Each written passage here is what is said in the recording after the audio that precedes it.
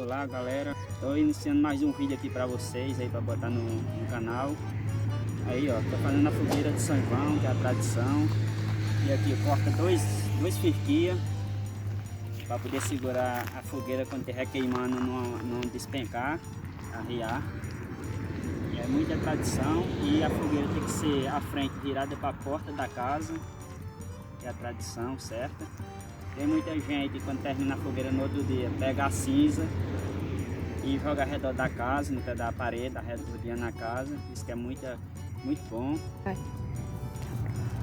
E é a proteção, jogar a cinza ao redor da casa, quando termina a fogueira no outro dia.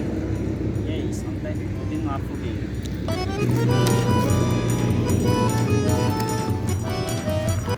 Aí ó, a madeira da fogueira, aqui embaixo aí uma camada seca, vai colocar a verde em cima, que é para poder pegar o fogo. A camada seca aqui embaixo, os paus são verdes, aí você empilha o resto verde. De lado, que é para não arriar, quando terra queimando, elas estão bem em pezinho. E faz assim de verde, ela verde, só que seca, que é para demorar o fogo queimar. E as fiquilhas segura, para poder não arriar e demorar mais tempo.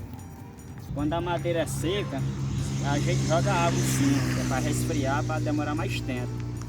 O truque tem, é para resfriar a madeira para o fogo demorar mais. Mas aqui é mais madeira verde, só tem só aqui no pé que é seco, não precisa molhar não. Vamos terminar a fogueira.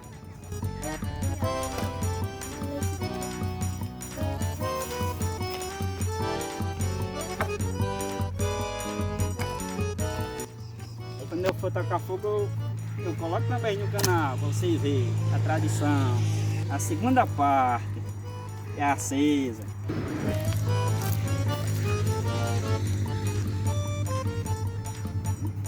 E vocês não esqueçam de se inscrever aí ó, no canal.